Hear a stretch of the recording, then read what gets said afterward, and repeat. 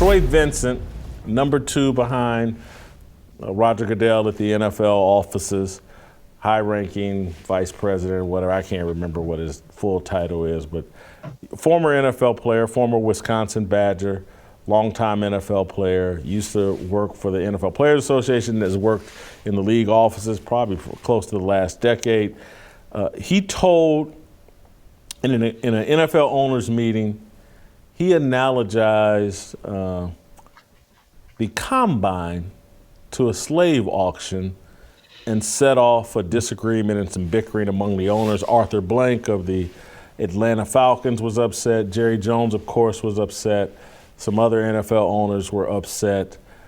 We have a high-ranking NFL executive, former player, who's analogizing the combine, which is basically a long interview process for who wants to be a millionaire.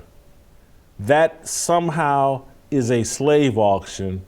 And this is what, when I say the idiocy starts at the top and runs downhill. Troy Vincent is the guy who is in Roger Goodell's ear, telling him what to think about racial issues. Troy Vincent's the quarterback on all the Black Lives Matter BS that goes on in the NFL. This guy is arguing to NFL owners that the combine is like a slave auction, and we wonder why the NFL is completely off course and has swallowed all of the woke ideology. Well, again, it seems to me like Mr. Vincent is certainly now dabbling in the industry of oppression. But here's the question I would have for Troy. Okay, you can analogize that. So what is your solution? What exactly is it that you want? Do you want the combine wiped out? Because, the other thing is certain players don't actually go to the combine. They do personal workouts. Universities hold workouts for all their seniors or draft eligible players. I don't understand exactly. Look, I guess you can kind of sort of draw an analogy outside the $1 million pay and the benefits and all that other stuff. But my question would be to Troy Vincent, if I was in that room, okay, then what? Like, what is your solution? Are you just airing a grievance? Are you just making a statement, which is fine, but is there an end game? Like, what are you suggesting here? Are you suggesting that we disband the league? That you don't want these poor souls being put through the rigors of a National Football League career? This is the thing that bothers me about statements like this. And I don't really have any feelings one way or the other towards Troy Vincent. But he has made his living a very lucrative one in the very same league, going through the very same process. And I don't recall, and if I'm wrong, let me know, did he ever balk at it before? Because I'm assuming he went to the NFL Combine back in, 91 or 92, had a very good career with, I believe, the Eagles or the Miami Dolphins who first drafted him. At any point, did he ever raise his hand and say, well, wait a minute, guys, this is dehumanizing. My body's being used for athletic and entertainment purposes. Yet now he sits on the ivory tower and he wants to make this incredibly I would say provocative statement, maybe in his own mind. But again, what's the end game? Because I think one of the owners should have asked him, okay, so what do you want to do about it, Troy? What do you want to do? Do you want to end the combine?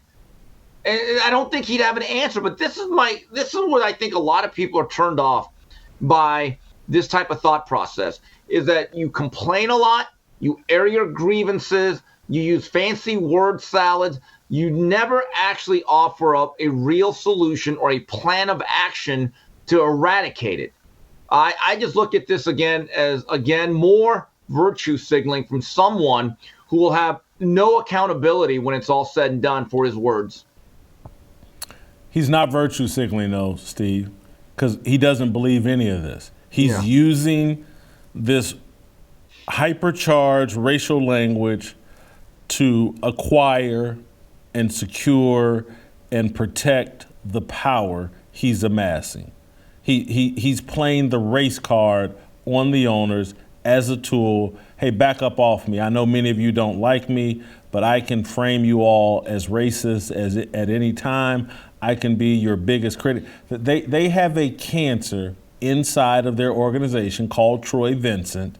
They can't get rid of it because, again, they feel if they remove the cancer, they're worried about him pissing on from outside the tent. They'd rather have him inside the tent. And inside the tent, he uses race to maintain power over these NFL owners. He does not believe the combine is a slave auction. He knows that. He went through the process probably. He's had many friends that went through that process. People are honored to get invited to the combine because if it wasn't at the combine, everything that happens at the combine would then happen on an individual college campus during an individual workout. And then just quite frankly, as a black person, there is not a black person in America today that was born and raised here that knows anything about a slave auction. Nothing. We've heard about it.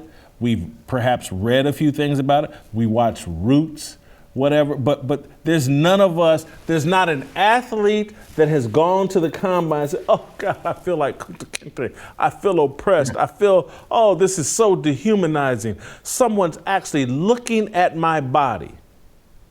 Athletes, except maybe for a handful of linemen, love to have people looking at their body and evaluating them. We spend their whole life training for that evaluation and the right to make a bunch of money off of it. Troy Vincent's playing a game with ownership. He needs to be eliminated, but Roger Goodell is weak. Most of the NFL ownership is weak. They don't know how to get rid of their problems. And they've let guys like Troy Vincent bully them with threats of you're racist and I'll smear you as racist. And Troy Vincent works them. And again, I used to have a relationship with Troy Vincent until I figured him out as some kind of race idolater, phony. And he has helped the NFL usher in all this racial idolatry and all this other phoniness or whatever. But I know Troy Vincent. Not that bright, not really qualified for his position, but he's got a stranglehold on that position by playing the race card strategically on Roger Goodell and NFL ownerships. And these NFL owners aren't man enough to do anything about it. And that's why I was in a discussion. Oh, TJ Moe and I have this discussion all the time. And TJ is always telling me, it's the weakness of white men that's at the root of all of America's problems. Because again, those NFL owners could clean all this up if they were willing to take the criticism and blowback that would go along with saying, you know what, Troy Vincent, you're an idiot. You're out over your skis. You don't know what you're doing. You just come in here and play the race card. You're not really helping us grow the game. Bye. We're going to replace you. They don't have the balls to do that. And that's why the NFL is compromised. And so I do, and I like Jerry Jones and I like several other NFL owners, but they're all weak. They're not man enough to fix these problems. And so we live in a constant state of chaos, and the country keeps going a bad direction because of the weakness of white men in power, in leadership. And look, do they have collaborators and people like Troy Vincent that are bullying them, that are baby Al Sharptons and all that? Yes, they do. But a strong man, and again, that's what this entire show is about, trying to give men of any color the balls to stand up and to do what's right. Screw Jason, everybody's little games. Do what's right. Jason, I don't think it's just a swath of white men. I think it's specifically white guilt. Not everyone has it, but those who have white guilt, I believe, they are the biggest cancer in American society. And going back to hold the Troy Vincent. Let me push back one. I'm sorry for cutting you off, but let me push back on why I don't think white guilt is the answer. Because I don't think that these NFL owners really feel guilty. I think they're afraid of, because they're looking at what's going on with Daniel Snyder and how he's getting, and they all feel like, oh, I got skeletons in my closet. They can come after me at any time. So I'm just going to keep my head down and say what they want to make sure that they never turn the wolves loose on me. I don't think it's guilt. I think it's fear. I think it's fear that they can't withstand the criticism and the scrutiny, so they just keep their head down and survive. Roger Goodell, I don't think really believes in a lot of the things that are going on in the NFL. But in order to protect that $50 million a year paycheck, he's just going to go along to get along. Why get, if Troy Vincent or some outsider, Al Sharpton, stirs up some kind of racial narrative about me, and they know the New York Times, the Washington Post, and everybody on social media will play along with it. Yeah, Roger Goodell's a racist. In fifth grade, he dressed up as Jim Brown or whatever. All these guys fear that they're vulnerable, and they fear that the media will pile on them and demonize them. And in order to protect that paycheck, they'll go along with virtually anything. These guys will all bend over and take a 12-inch broomstick right up the rear end if that's what it takes to keep their paycheck. They have no courage, intestinal fortitude. There's nothing they really stand for. They're cowards. I'm sorry, you got me on one. Go ahead. No, and finally, you're right about the invite. I don't think Kunta Kinte was cordially invited. We're going to provide the travel, and you're going to land in Cape Cod or wherever, and you'll be put through a battery of tests to see if you qualify for this non-paying job. I'll never forget when I was growing up in Valencia, California, Santa Clarita Valley, before I moved to Montebello. They have a very competitive baseball league, youth baseball, William S. Hart. And this league has produced hundreds of college players, Division I, and a lot of major leaguers. So it's a really good league. And I'll never forget, your first year there in Bronco Division, they actually trot you out, and it's like a combine. We're little kids. We have numbers given to us, and it's the most nervous thing. They're like, okay, number 57, Steve Kim, and they put you at shortstop. You have to take some grounders. Then they put you at left field. Then they make you throw. Then you get 10 cuts. And I'm just telling you, these coaches were like regular fathers. They're actually scouting you. And they're looking you over. And they come talk to you. Then they actually had a draft. Now, this is for youth league. This goes on at almost every level of competitive sports if it's a specific league. But never once did I say, God, Look at those white slave masters. God, they're my oppressors. I just want to play ball. Just want to play ball,